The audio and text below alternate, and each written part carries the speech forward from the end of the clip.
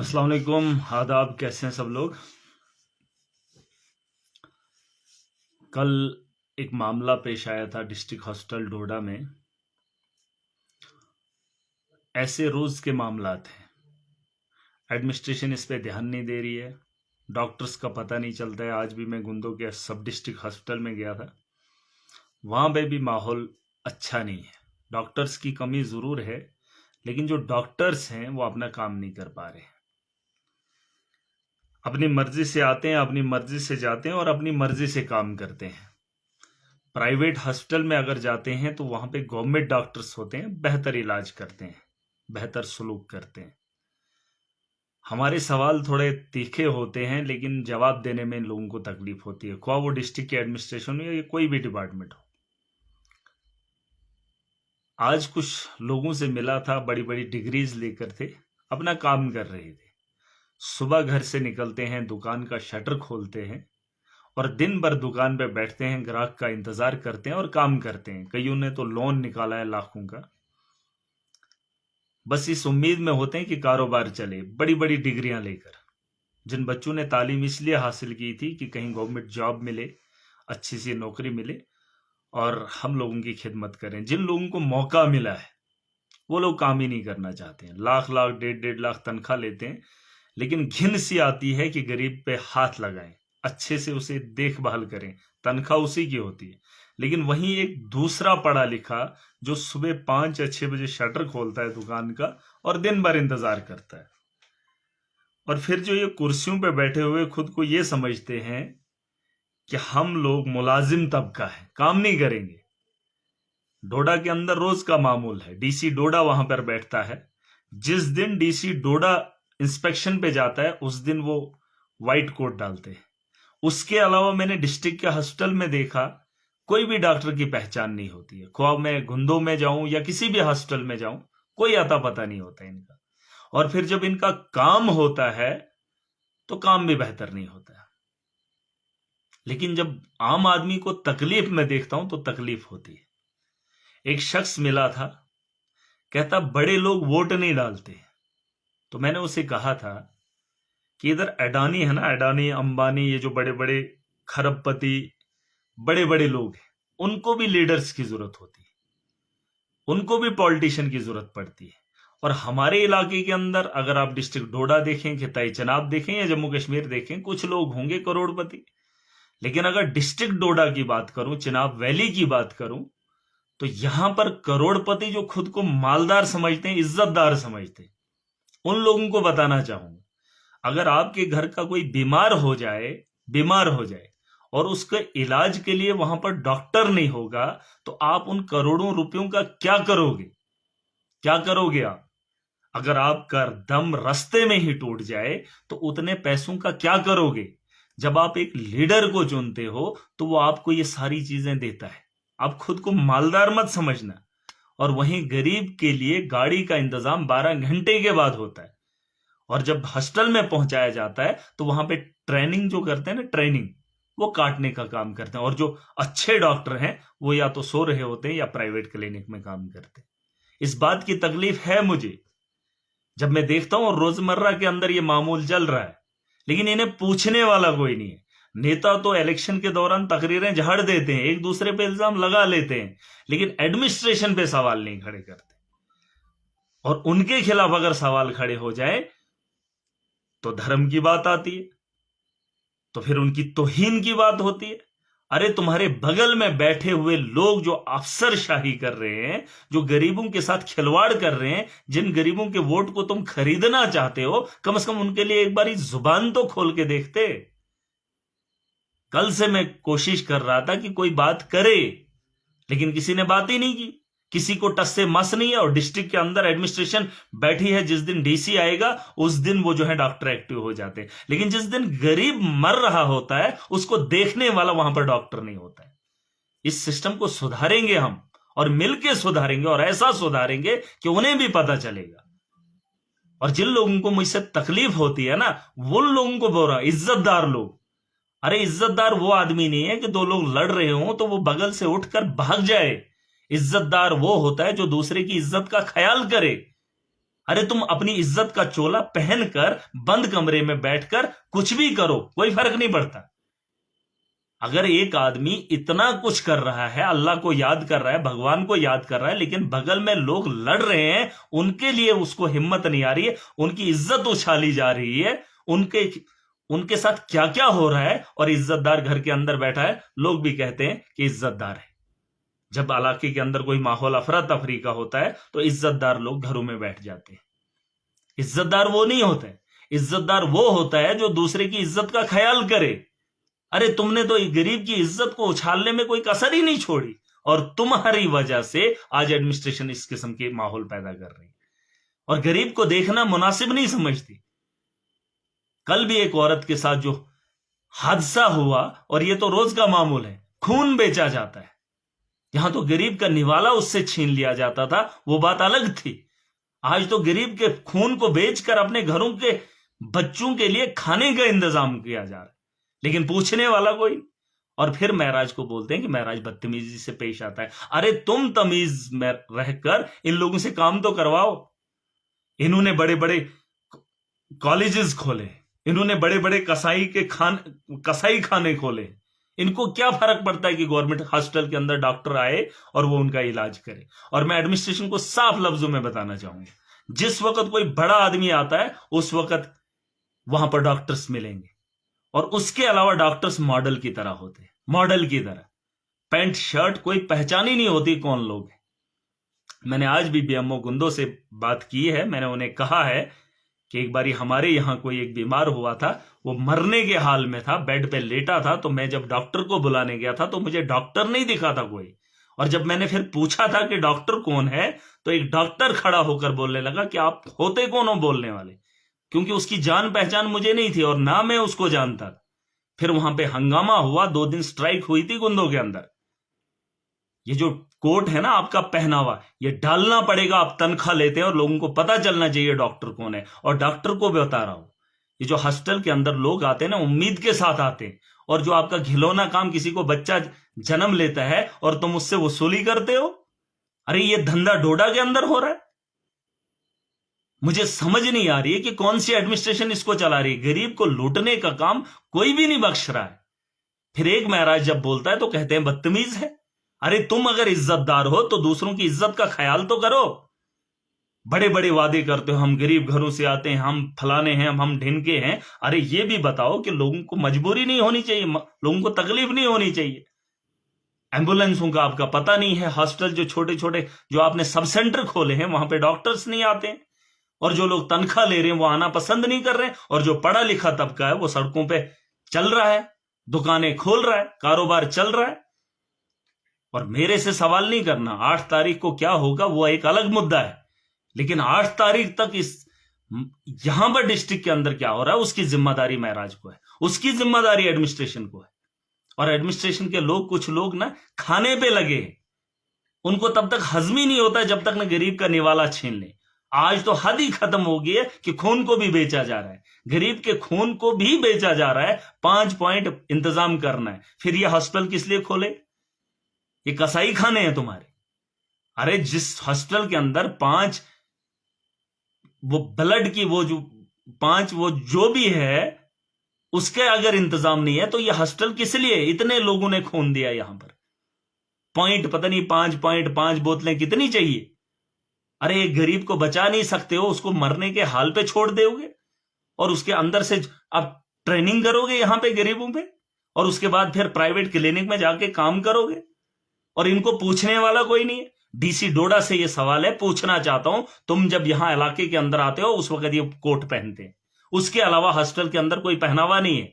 और याद रहे लोगों, उन लोगों को बता दो, अगर मैंने कहीं गलती से रेड मार दी, रात के 10 बजे या रात के 1 बजे भी मैं आऊंगा, हॉस्टल के अंदर आऊंगा, और अगर ये तमाशा मैंने देखा कि गरीब को देखने वाला हॉस्टल के अंदर नहीं है और वो गवर्नमेंट की तनख्वाह लेने वाला हो और घर के अंदर सोया हो, तो नहीं छोड़ेंगे। और फिर बताएंगे एफआईआर लगाएंगे। एफआईआर लगाने से पहले 100 बार सोचो, अपना काम अंजाम दो। और बार बार रोज की वीडियो बनेंगी डिस्ट्रिक्ट के हॉस्पिटल से। अरे इन इलाकों में कहीं हॉस्पिटल ही नहीं है। हमारे यहां गुंदों के अंदर इतना बड़ा हॉस्पिटल, लेकिन अल्ट्रासाउंड नहीं हो पा रहा है। गायनी तो दूर की बात है, वो तो ये लोग कर नहीं सकते हैं, लेकिन जो हैं उनको अपना काम करना होगा। उसके लिए तो ये सारा तामझाम बोल रहे हैं, और कोई नेता बात नहीं करेगा। फिर आएंगे धर्म के नाम पे, उसको जिताना है, उसको हराना है। अरे किसको जिता रहे हो, किसको हरा रहे हो? लोग मर रहे हैं, और ये लोगों के हालात महराज इस तरह से नहीं देख सकता। किस लिए इलेक्शन जीत कर जाना है, किन के लिए जाना है? अरे मुझे बताओ ना कोई, कि वोट किस लिए लेते हो? गरीब के घर का दरवाजा रात के 1 बजे खटखटाकर उसे 2,000 देते हो, उससे बेहतर था तुम उसका इलाज बेहतर करवाते, उसका किसी दिन सहारा बन जाते। और एडमिनिस्ट्रेशन के अंदर जो लोग हैं, कोई भी हैं, उन्हें भी समझ आना चाहिए कि आपके इदारे जिस तर्ज पे चलाए जा रहे हैं, इससे बर्दाश्त नहीं किया जाएगा। बाहर से लोग आकर डिस्ट्रिक्ट के अंदर तानाशाही मारेंगे, और जब सवाल पूछे जाएंगे, लोगों का इलाज नहीं हो रहा है, तो कोई जवाब नहीं देगा। आज मैंने इन्हें दो टोक लफ्जों में कहा है, और मैं डिस्ट्रिक्ट के एडमिनिस्ट्रेशन को भी बताना चाहता हूं कि जिस तर्ज पे ये जो डॉक्टर्स बने हैं, उनको उस हुलिये में रहना पड़ेगा, और लोगों के काम करने पड़ेंगे प्राइवेट से ज्यादा। अगर प्राइवेट के अंदर भी वही लोग काम करते हैं, तो गवर्नमेंट हॉस्पिटल के अंदर तकलीफ क्यों हो रही है? प्राइवेट के अंदर ये चाहते हैं कि जितने लोग आएंगे हम उतनों का इलाज करेंगे, क्योंकि वहां माल मिलता है। और यहां जो तुम खा रहे हो, इसका जवाब नहीं, और फिर बदतमीजी से पेश आओगे गरीब से। मैंने एक बार कहा था, जो मेरे गरीब के साथ उलझेगा, महराज उसकी इज्जत को नीलाम करेगा, सारे बाजार नीलाम करेगा। मेरे लोगों की आप इज्जत नहीं करते हो, उन गरीबों की इज्जत नहीं करते हो। वोट की ताकत तो समझ जाते हो, वोट खरीदने के लिए गरीब चाहिए आपको, लेकिन जब उसकी इज्जत की बात आती है, तो उसकी इज्जत को उछालने में कोई भी कसर कोई नहीं छोड़ेगा। फिर एडमिनिस्ट्रेशन कोई कार्रवाई नहीं। मैं देखना चाहूंगा कितनी एफआईआर काटी होंगी, इनके खिलाफ कार्रवाई हुई कि नहीं हुई। डिस्ट्रिक्ट के हॉस्टल के अंदर अगर ये धंधा चल रहा है, तो डिस्ट्रिक्ट एडमिनिस्ट्रेशन ने क्या कार्रवाई की? महराज अगर किसी के खिलाफ बोलेगा तो धड़ाधड़ पर्चे, और तुम जो काम करोगे उसके खिलाफ कोई कार्रवाई नहीं। याद रखना मेरी बात, ताकत आवाम के हाथ में, फिर जिम्मेदार रहना। इससे पहले इन लोगों को ठीक करो। अगर ये तनख्वाह लाख लाख ले रहे हैं, तो इसका जवाब देना पड़ेगा इन लोगों को। और आप भी दफ्तरों में बैठकर कोई फाइलें नहीं बनानी आपको, आवाम के काम करने। और कुछ लोगों को लगता है चुनाव हो गया, इलेक्शन जीत गए, हमारा बने, हिंदू बने, मुसलमान बने। अरे ये जो गरीब झूंझ रहा है, उसके बारे में कौन सोचेगा? और 8 तारीख तक का इंतजार नहीं कर सकता। मुझे बहुत सारे लोगों ने कहा आप इंतजार कीजिए, आप बात नहीं कीजिए। अरे क्यों ना करूं? रोज के मामला देखूं और खामोशी से देखता रहूं तमाशा, और ये बात नहीं कर पाएंगे। और अगर लोग मेरी बात को सुन रहे हैं, या तो इन लोगों को समझा दो, महराज समझ जाएगा। अगर ये लोग नहीं समझे, तो महराज से बुरा कोई भी नहीं होगा। अरे ये तमाशा देखते रहेंगे हम।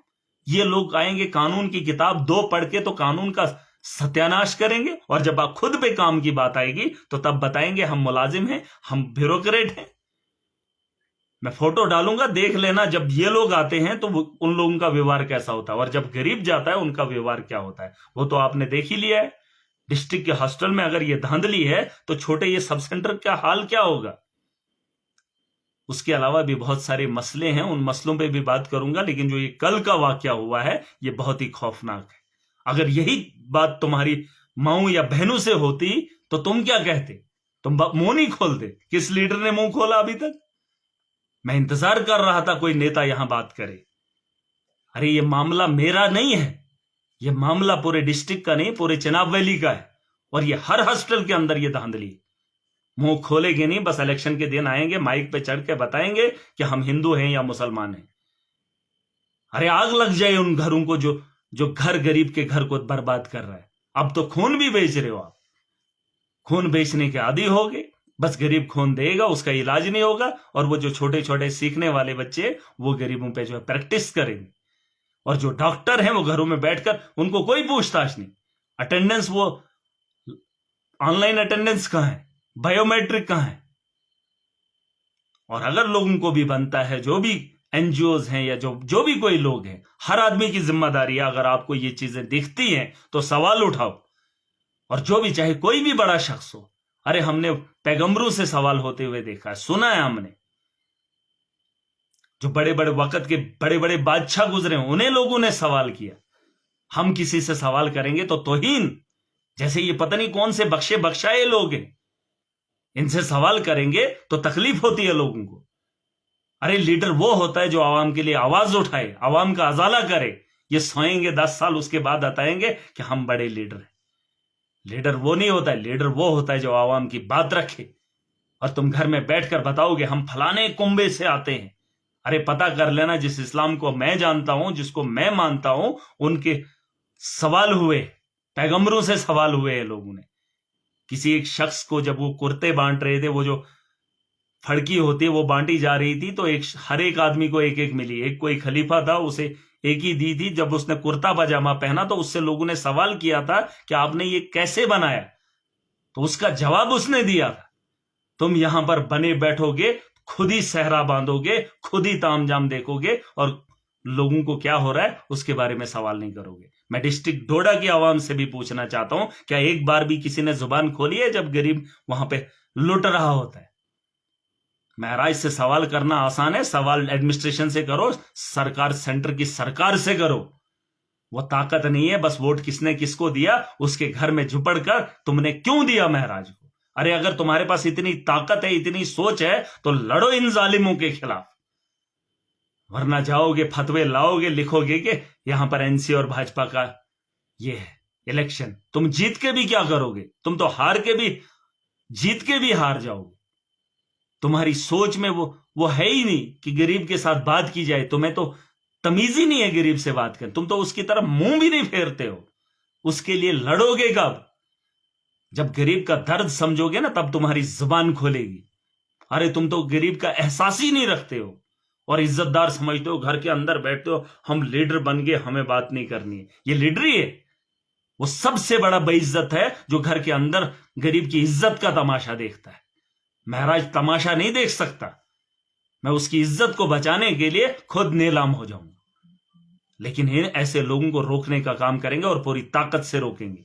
और एडमिनिस्ट्रेशन को बता दो, ये जो धांधली कई सालों से मैं देख रहा हूं, कई सालों से मैं देख रहा हूं डिस्ट्रिक्ट हॉस्पिटल के अंदर। अरे कोई अमीर, मैंने कहा खरबपति भी हो, उसके इलाज के लिए अगर पैसा है उसके पास, लेकिन इलाज करने वाला डॉक्टर नहीं है, उसके लिए हमने इलेक्शन लड़ा है। और वो डॉक्टर को बिठाने का काम हमारा है। प्राइवेट में जाने की उसको जरूरत नहीं है। लाख रुपए की तनख्वाह लेता है। हमारे नौजवान इतने दर दर की ठोकरें खा रहे हैं, वो रोजगार पाने के लिए दिन रात एक कर रहे हैं, और जिनको मिला है वो अय्याश बने हैं। और उनको पूछ, और उनके पीछे इन नेताओं का हाथ है। तुम कितना ही हाथ रखो, लेकिन आवाम जाग गई है। अगर अल्लाह ने चाहा, मेरे रब ने चाहा, और इंशाल्लाह अगर हुआ, तो तुम्हारा काम जाम मैं खुद देख लूंगा।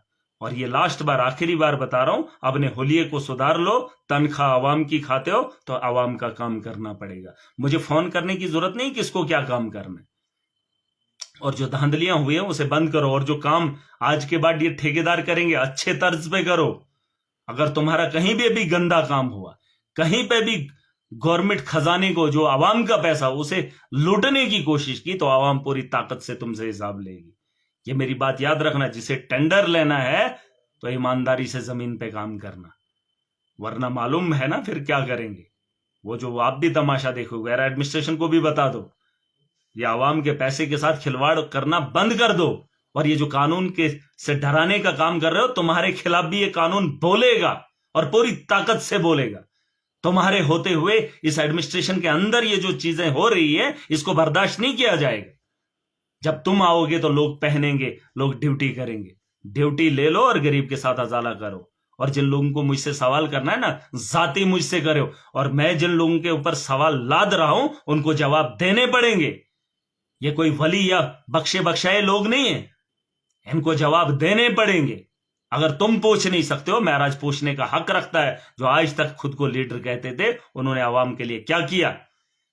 और जो मेरे खिलाफ फतवे जारी कर रहे हैं, उन्हें भी 100 बार सोचना है, तुमने गरीब के लिए कब आवाज उठाई, कब तुमने प्रेस कॉन्फ्रेंस की, कब तुमने फतवे जारी की।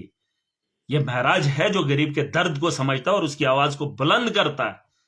बस तुम आओगे, महराज के ने ये बयान दिया, क्यों दिया? अरे जो गरीब रो रहा है उसके लिए तुम कब खड़े हुए? तुम्हारा लीडर कब खड़ा हुआ? अब इंतजार करेंगे इलेक्शन जीत जाएंगे, वरना ठेकेदारी करेंगे। हार जीत मेरे रब के हाथ में है, लेकिन जो हालात है उसे सुधारने का जिम्मा महराज को है। ये मेरी बात याद रखना, और जो भी इस जिम्रे में आएगा उसे ठीक करना महराज अच्छे से जानता है। कोई भी हो, बड़ा हो या छोटा हो, उसे सुधारने का काम करूंगा। जो मेरे गरीब की इज्जत का ख्याल नहीं करेगा, महराज उसकी इज्जत को निचोड़ने में कोई कसर नहीं छोड़ेगा, कोई कसर नहीं छोड़ेगा। और तुम बोल रहे हो सवाल, सवाल नहीं कटघरे में खड़ा करूंगा।